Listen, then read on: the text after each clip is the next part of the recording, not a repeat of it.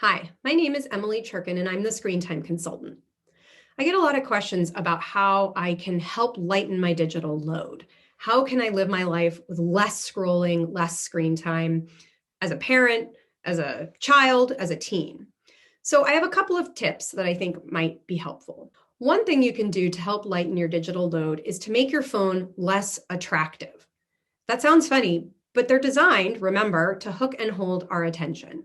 If we can help minimize some of those attention grabbing techniques, we can make our phone something that we want to spend less time with. A few ideas might include things like deleting your social media apps from your phone.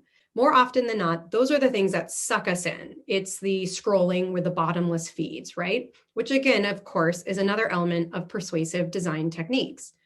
If we know there's no bottom to our scrolling, we're going to just sit there and scroll or lie there in bed at night and doom scroll.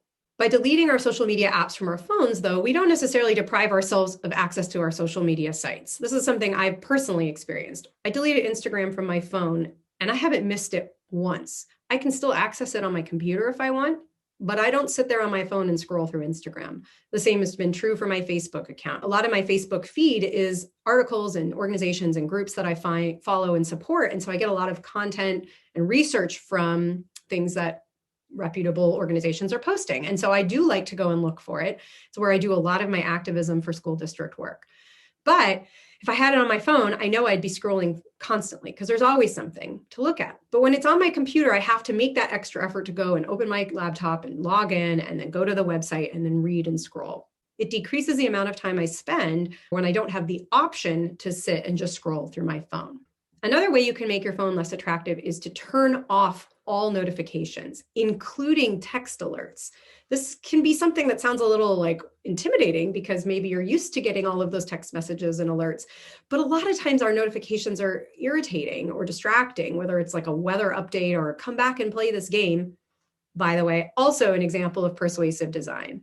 But if we delete our notifications, we definitely are deleting those sounds, bells, whistles that are trying to draw us back into using our phones more. So turning those off can help decrease the amount of distraction we feel when they alert us or call us back. I encourage you to even try this with text messaging. And I have this on my own phone. My phone will ring when the phone ringer is turned on, but when I get text messages, I don't get any alert. And I will tell you, I've had it this way for over a year, and I never miss text messages. Maybe within an hour or two, it takes me to see them if my phone isn't near me. But the reality is my phone is often close by, and I'm often working on my computer that pops up with iMessage. So I see those text messages too. So I encourage you to try it because it's not as bad as you think, and you won't miss as much as you think. And what the benefit of this is it won't interrupt your flow. It won't interrupt the conversation you're having with your partner or your child, where a bing or a ding can distract you and pull you away from whatever it is you're trying to focus on.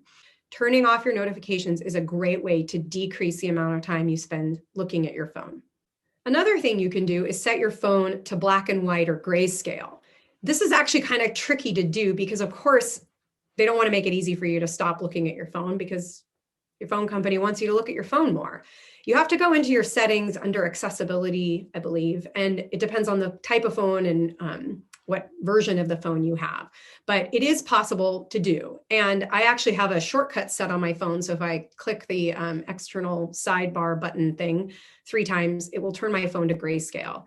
I had it set that way permanently for a long time, but then I found it hard when I wanted to take a photo to see the photo in color when my phone was set to black and white. And by the way, if you take a photo when your phone is set in black and white in color, the photo will still be in color.